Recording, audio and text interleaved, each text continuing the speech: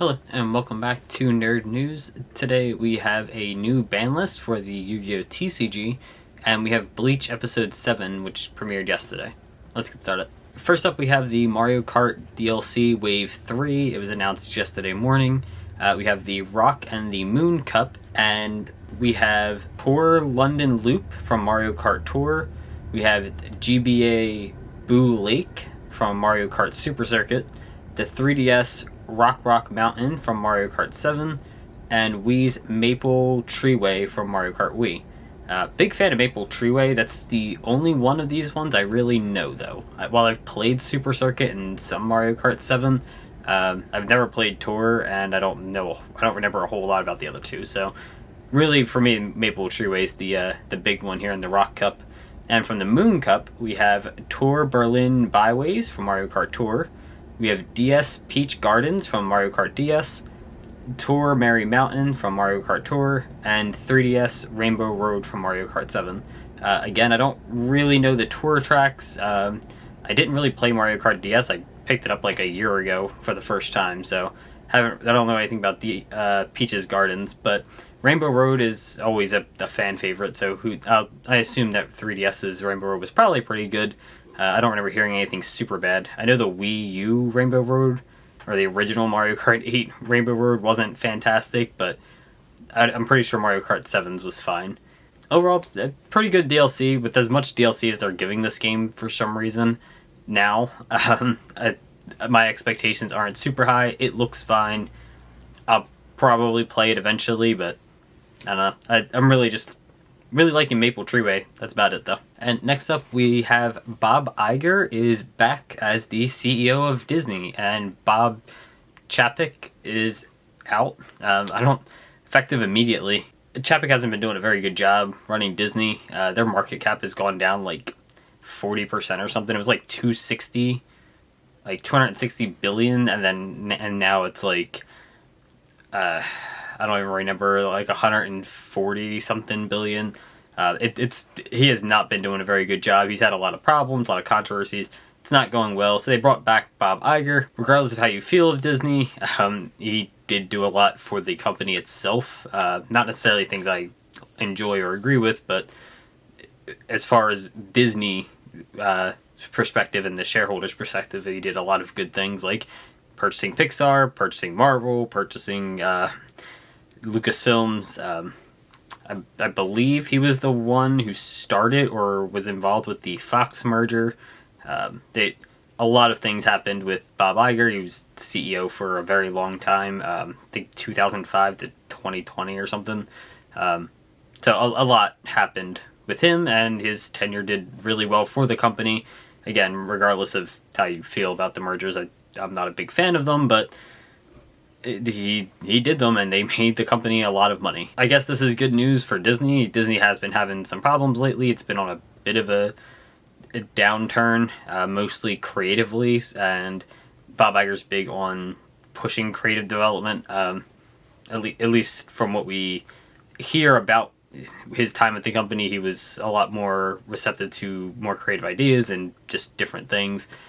It doesn't sound like Chapek was very well received in that same regard. I guess good news? I don't know. I don't really have much of an opinion. I guess it's good news, but the merger guy isn't exactly who I like, but also Chapek is kind of a dick, so. And next up, we have the ban list for the Yu-Gi-Oh! TCG, and it's a relatively small list. We'll start with the band: Mystic Mind and Curious the Light Sword Dominion. Mystic Mind finally leaving is a good thing. I think that's just generally universally praised as probably the best and probably only really good thing about this list. Curious, I don't really think needed to be banned. I think that's kind of a scapegoat type of hit. Curious isn't really the problem card. There is problems with Curious, but I don't think the card was ever, like, on paper, Curious is kind of ridiculous, but I don't think Curious was ever actually broken enough in practice to deserve being banned. There's never been a deck or a combo that's so overwhelming that Curious deserves to be banned. I think Curious is a fine card in practice. in the future, I could see it being banned, but I don't think at this moment it really needed a ban. Herald of the Orange Light, again, I don't think this is really the worst card in the world. It's a hand trap that takes 2 cards. You have to discard itself, but also another card, which, to be fair, it is a very powerful hand trap. It just negates a monster effect, and destroys the card, so, I mean, it's a very powerful card, but I don't know if it really needed to be limited. But at the same time, Tier Element, the Shizu Tier Element is just insanely good, and this card makes it even better, so maybe it did really need to get banned. Maybe it really needed to hit. Probably should have just been banned if that's the case, though. Like, if you're hitting this to hit a Shizu Tier Element, they probably should just ban the card outright. I don't think limiting it is the answer. That's like having Maxi at 1, Maxi at 3. Okay, we can plan around it. You can, learn to adapt your plays to it. Maxi at 0, you just know you're never going to see it. Maxi at 1 just feels sacky and kind of gross. This same idea, it's going to feel worse when it happens. So it probably should have just been either banned or at 3. Just banned or leave it alone and hit something else. I don't think putting it to 1 is a good idea. Reticle Starling to 2, it should have never got hit. All you had to do was ban the Samora Link, and I think that Bird Up was fine. I'm happy because I really liked the Lyralist Tri-Brigade deck, so, cool. I don't really like the Samora plays anyway, mostly because it just ended on Barrier Statue, and I think that's really boring. But, it's cool to have back, I guess. And then we get into the more interesting things, which are the unlimited cards. Metaverse with Mind Ban, this is fine. No real reason to ban Metaverse. For the most part, activating a trap to search your field spells isn't very good. It can activate them, but it's still not very good. Like, that's not something that most field spells really care about. Mystic Mind being activated on your opponent's turn is kind of the only really good one. I guess it's good for, like, Zombie World or Secret Village, but for the most part, it's Mystic Mind that this card was being made that would break it. Macro 2/3 and D Fisher 2/3. I don't like this, but people are massively overreacting. One, no one's going to play Macro. Like, nobody's going to play Macro. Macro is not good anymore. It's a trap that's only good going first, but even worse, it's slow and really bad going second. Like, it's just atrocious going second. I just don't see any, and there's not really a whole lot of decks that can take advantage of it. Like, Floowandereeze is not going to play 3 Macrocosmos. That's just not going to happen. And then D Fisher, while that's a little bit better because at least you can just activate it, it still falls to the same problem of it's only good going first. If your opponent already set up their graveyard, this card doesn't matter anymore, and it's so easy to out because it doesn't actually do anything that it doesn't really matter. Your opponent might lose a small amount of resources to out this thing, but realistically, it just isn't going to matter that much. This I could see Floowandereeze maybe playing a couple copies of, but they were barely playing these cards at 1. Even if if it was just a Saki 1 of, if it was that good, they would have played the 1. And a lot of them just really weren't. It wasn't super popular. The same thing with Macro, just wasn't super popular. It's side deck at best. These are just worst dimensional shifters. I don't think they're going to see a whole lot of play. Maybe a little play. A D Fisher, I can see seeing some play. Macro probably isn't going to see any play. I think this is kind of like Skill Drain, where it's not a good thing to come back because, like, nobody wants massive floodgates like this. But at the same time, it's really just worse on paper than it is in practice. In practice, the cards just really aren't that great anymore, but they still are annoying, and when your opponent does get them off, when they do something, they're incredibly frustrating, and then they don't lead to fun game states. I don't think they needed to come back, but at the same time, I don't think they're going to ruin the competitive Yu-Gi-Oh! Or anything like that. Tenki to 3, could we just stop moving this card on the ban list? Like, please, just pick one. Do you either put it at 3 or leave it at 1? Stop moving it around. This card moves up and down this ban list like every couple of formats. This thing's all over the place. Like, it's ridiculous. Just leave it alone. And Tellarknight Polemias. It's fine. This card didn't need to be banned as long as it was. what are you going to do? Make a Cyber Dragon Infinity out of this thing? Like, it's not going to do anything crazy. This card is fine. This card has been fine to come back, and it's going to stay that way. It's a neat card. It's a cool card to come back, but it's whatever. It's not anything super important. And next up, we have a few new Yu-Gi-Oh cards I want to go over. There's a lot more listed here than we're actually going to talk about, mostly because I don't want to spend 45 minutes talking about like 15 different new cards. There's only a couple I actually care about, so we're going to go over those handful, and we'll leave the rest if you want to read them. There's links in the description to YGOh and this YGOrg and this site. So we have a new alt art for Ray, which looks really cool. I'm surprised it took this long to get a Ray alt art when we already have Kagari, Shizuku, and Engage. But it looks good, so that's cool. The first card new that I want to go over is Duality. Quick play spell card. You can only use the first and second effect of this card's name each once per turn. Tribute one light or dark monster. Special summon one light or dark monster with the same original type and level, but different original attribute from your hand or extra deck. That's really good, because you can summon it from the extra deck. That's neat. During your main phase, you can banish this card from your graveyard and target one light and one dark monster in your graveyard, shuffle both into the deck, then draw one card. Again, you can just draw. It draws a card. That's cool. It's recycling, it's drawing cards. That's fine. I like this card. I'm a big fan of Chaos decks in general. The only tournament I ever did reasonably well at was a YCS in Philly, and I played Chaos Dragons back in, God, was that like 2011 or 2012? Jesus. But I really like the deck. For me, this is something cool. Even if Chaos decks just aren't really that great anymore, this is still neat to see, and I enjoy that kind of stuff is coming back more. The first effect, I think, is way better than people necessarily are giving it credit for. The summoning from the extra deck means that you don't really have to summon anything good. Like, you can just summon something from the extra deck. I could see that becoming something way better than people, I think, are going to give it credit for. And then during your main phase, you can banish this card from your graveyard, then target one light, one dark in your graveyard, shuffle both, and draw a card. That's really similar to like Chaos Space, and that's really good. Puts back a light and a dark. It takes more setup, but you're putting back a light and a dark, and then drawing a card, like Baby Dragons and stuff like that. So I like this card a lot. I'm really looking forward to getting this in the TCG.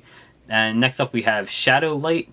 This is a normal spell. You can only use the first and second effect of this card's name each one per turn. You cannot conduct your battle phase the turn you activate this card's effect.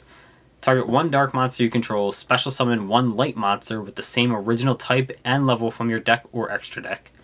You can banish this card from your graveyard during your main phase during your main phase of this turn. You can normal summon one light or dark monster in addition to your normal summon set. So the first effect, it requires a dark monster specifically, and then you special summon specifically a light monster with the same original type and level from your deck or extra deck. That's basically the same effect as the last card, as Duality, just you have to control a light. I guess the first one you have to tribute the light or dark to special summon one, whereas this one you're just targeting it. But it's basically the same effect. You just summon something from your extra. You're summoning something from your extra deck. I could see this becoming cloggy for your extra deck, but that's fine. You only really need to run the one target. And you can banish this card from your graveyard to get an extra normal summon. That's always really good. Extra normal summons are pretty strong. A lot of the cards in the game are balanced around the fact that you have to normal summon them. So an additional normal summon is just good. I'm really liking these two cards, and I'm looking forward to them. Next up, we have Rose Shaman, level 4 Earth Warrior effect, attack 17, defense 200. You can only use one of the first and second effects of this card's name per turn, and only once that turn. So it's a hard once per turn, and you only get one effect. You can tribute this card to draw a card. That's immediately a good effect. You can just tribute this card and draw a card. That's cool. You can banish this card from your graveyard, then target one plant monster in your graveyard, add it to your hand, then if its original level is 7 or higher, you can send a plant monster from your deck to the graveyard. That's also just a good effect. Just Foolish Burial, but with an upside. You can banish this card from your graveyard, target a plant in your graveyard, add it to your hand. So you get to add a card from your graveyard back to your hand, and then if the card you added was a level 7, You can dump a card. That's just Foolish Burial with an upside. These are both two pretty good effects. I like this pretty much. I like this quite a bit. Two just solid effects, and level 4 Earth Warrior. I mean, that's always good. And it draws a card. The only thing I don't like is that you can only use one effect per turn, and it's a hard once per turn, but it's fine. I'm sure that can be worked around. It's not that big of a deal. Caticorn. This is a level 4 Earth Plant effect monster, 1500 attack, 500 defense. You can only use the first and second effect of this card's name once per turn. If this card is special summoned and you do not control a field spell, you can add a field spell from your deck to your hand. That's really good. That's just any field spell. If this card's special summon, search a field spell. That's good. That's a good effect. If this card is destroyed by battle or card effect and sent to the graveyard, you can target one field spell in your graveyard, add one card with the same name from your deck to your hand. That's not as good. It's still a decent effect, but realistically, like, it's never going to get destroyed by battle. Why would this thing be ever destroyed by battle? Why would it be on your field for it to even be destroyed by battle, like, long enough? And by card effect, there's no real justification to destroy this by card effect, unless you destroy it yourself. That's kind of the only thing I could see, is, like, you destroying this yourself and then searching the field spell. It's fine. I like the first effect quite a bit, though. Even if this isn't like the best card in plant decks themselves, I think that first effect is definitely worth keeping an eye on. Like, that could come up and be pretty good at some point. That's all the cards I want to talk about. There is some new Sky Striker support, some new Photon support, some new Synchro support in general. But I just want to talk about those 4 cards because those are the only ones that really interest me. And then the Ray altar art looks pretty cool, so that was also something worth talking about. And lastly for today, we have a new episode of Bleach out, and this episode was really, really good. I know I've said that for the last couple of weeks, but it's just been 3 really good episodes back to back to back. If you've read the manga, you know that this was going to happen. It was going to be a lot of really solid episodes, one after the other, as soon as the first invasion started, but this was really good. First off, we get to see the original Gote 13 captains. We talked about that last week, where Kubo drew a picture of them for Shonen Jump magazine, I believe, and we got to see them in the anime. We've kind of feared that was why they were putting that picture out then, because they were going to be in the anime episode this week, and they looked really good. They added some scenes of them fighting against the Quincy's, and that was really, really cool stuff. Looked fantastic. Super gory. Just watching them massacre these Quincy's was really cool. Yamamoto getting cut down, and I thought they were going to censor it in some way, but no, they showed him cut in half and his body just drop. His torso just fall off. Again, really gruesome scene, but really well done. We got to see the Quincy's foot soldiers come to the Soul Society and just start massacring people again, and again, they kept this really gruesomely, and there was just actual decapitated people all over the place. Really well, again, really, really well done. They've really shown like an actual war in these past couple episodes. These past couple episodes have been some of the best anime war stuff I've seen in a very long time, especially from a shonen anime like this. Like, if you think back to like the Naruto war, the Fourth Ninja War, it wasn't very good. Even if you like the arc, the war concept wasn't done very well. It was just a bunch of single battles all over the place. That was really it. It didn't feel like a war. It felt like a bunch of single battles happening all over the place in succession, and for some reason Naruto showing up at all of them. But in this case, this feels like a war. This feels like what a war would actually be like. They are invaded, and there is just bodies everywhere. People's foot soldiers are being murdered. Big and small characters are being murdered, and like, it's gruesome, and it looks horrific, and that's exactly what you want to see in this type of set and plot. We finally got Ichigo to return to the Soul Society after breaking through Hyuga Opie's prison. We learned that the reason he was able to break free of it is because he's part Quincy, which he doesn't really fully understand, but we get the idea that it's from his mother. We see him use the Balut Vein to protect himself from Yhwach's sword multiple times. We see his Bankai literally snapped in half, and that's where the episode ends, but that's not what the most important part to me was, although that will be the most important part for the story going forward. I mean, that and obviously Yamamoto's death. I think the best scene in this episode is easily the scene with Byakuya, where he apologizes to Ichigo, not just because he couldn't protect the Soul Society, but for asking Ichigo to protect the Soul Society, despite him being a human who shouldn't even be there. And it's really well done. This is a really powerful moment in the manga, and they translated it really well here. Like I said a few episodes ago, was probably my favorite episode, which is seeing Byakuya basically obliterate it from his own Bankai. This is pretty much a close second for me, with Byakuya being one of my favorite, if not my favorite Bleach character. Seeing him ripped apart by his own Bankai was really, really sad, but also really, really well done, and just a actual powerful scene. It's worth seeing the negative because of how impactful it is, and this scene kind of just continues that concept where it looks like he's going to die.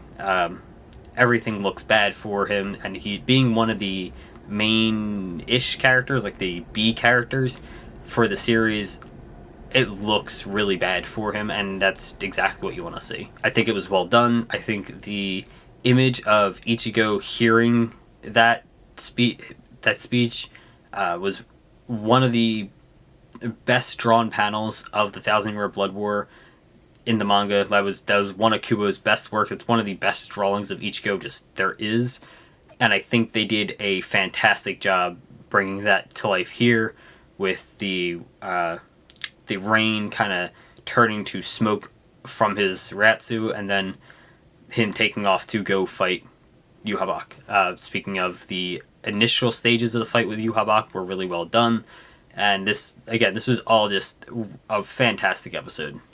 Really enjoyed it. Can't wait for next week. This might be my second favorite episode of the season.